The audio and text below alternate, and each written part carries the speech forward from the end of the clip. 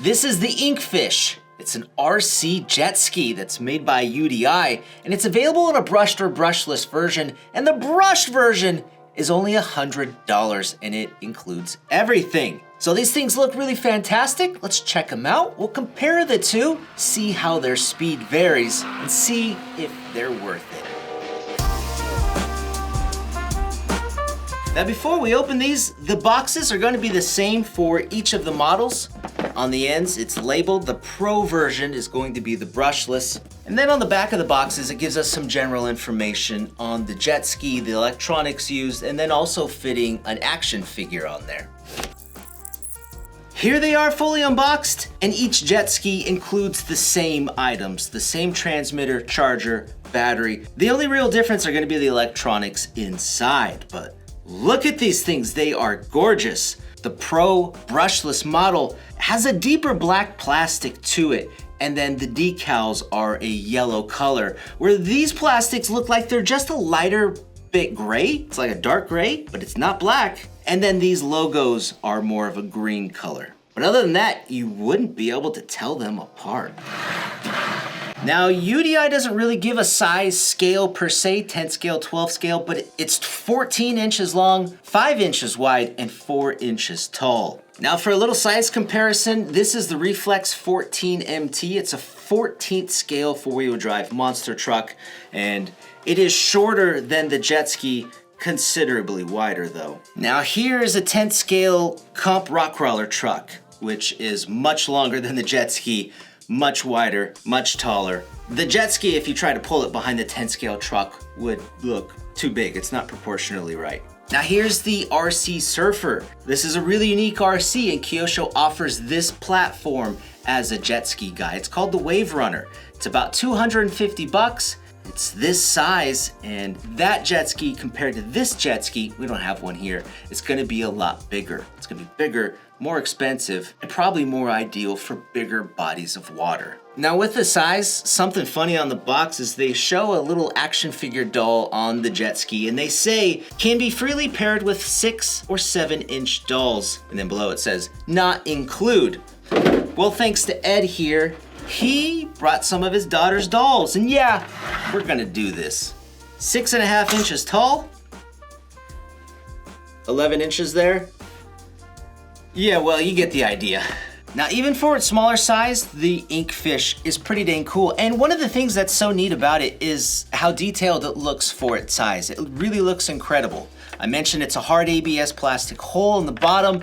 Feels like it could take some good hits. There's a rubber strip going around the front, and it's rubber, so it's going to absorb some hits if you crash into things. We have some lenses in the front for white LEDs. We have a lens in the back for red LEDs. Plus, we've got some side mirrors. There's our handlebars, our seat that looks textured, and at first it looks soft. It's a hard plastic. We have little flaps here that lock down the deck onto the hull, if I'm saying that right. The bottom of the hull, it's got a really flat, shallow design to it so it doesn't sink down into the water very much. And in the back is our jet. And this jet system keeps the propeller hidden. So with this sitting shallow and the propeller hidden, the inkjet shouldn't get caught up in any debris. You should be able to go through some vegetation if you're going through ponds and whatnot without issue. And we're actually gonna test this here in a little bit. And it's just safer to have that propeller hidden so you can't hurt yourself.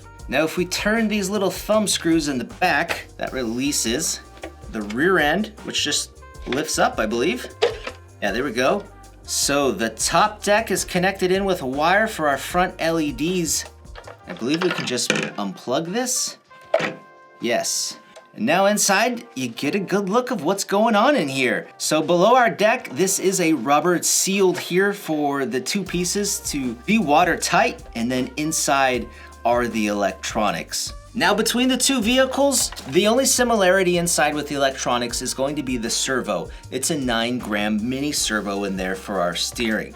The brushed version though is going to have a water-cooled carbon brushed motor, UDI calls it. They don't give you a turn count, but it's waterproof and it's water-cooled. The ESC in the brushed model, it's a 2-in-1 ESC and receiver unit. And then it's also waterproof, and it has a gyro that assists in the self-righting feature that we'll talk more about in a minute. Now inside the brushless model is a 3500 kV brushless motor that's water cooled. And then we have a marine grade ESC that's also water cooled. And since this ESC is not a 2-in-1 unit like the brushed model, they've had to add a dedicated receiver in here, and then that receiver features a gyro.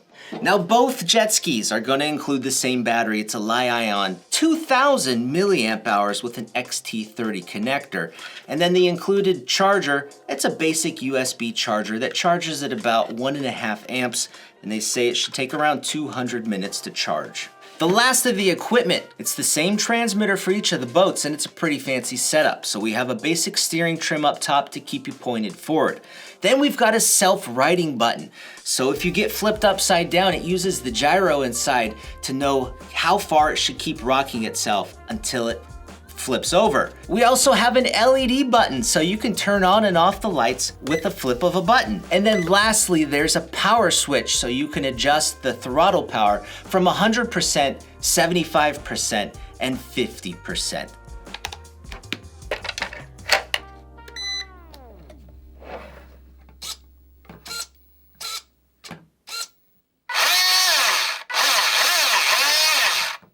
So we turned them on, and both boats are being bound to one transmitter. I'm gonna go grab the manual and see how we pair them separately.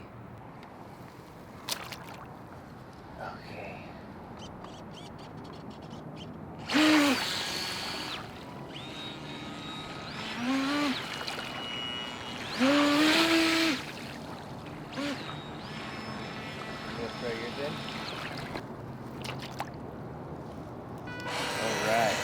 Good. We're gonna do a speed test. With the 4th channel knob, you put it on the first all the way to the left dot, and that's gonna be the slowest speed. So we'll compare brushed versus brushless. Go for it.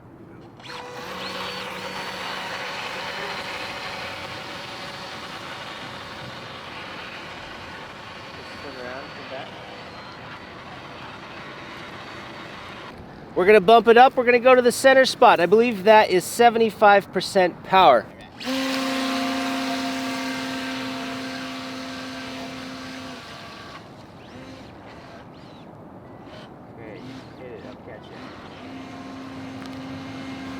On 75% power, the brushless takes the lead a little bit. Now let's try 100.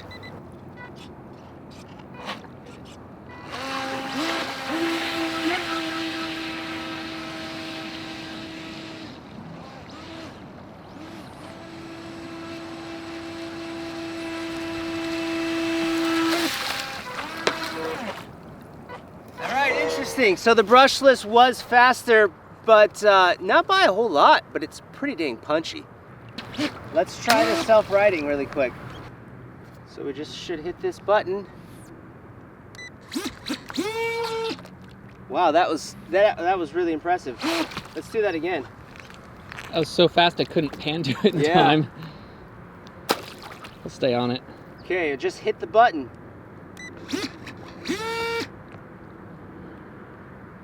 Let's attempt number 2, but hit the button again. Maybe I need to hold it down.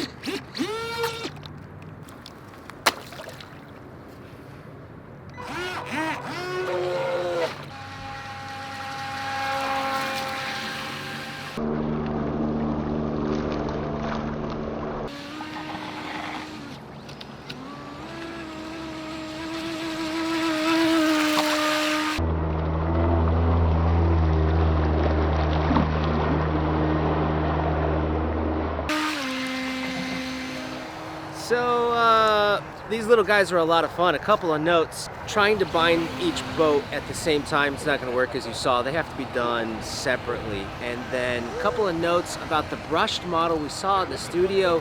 There was a little bit of transmitter lag and delay with the receiver, but when you drive it out here, you don't notice it. I thought it was going to be a little bit of an issue with the brushless, but back to back, I couldn't really notice in the water.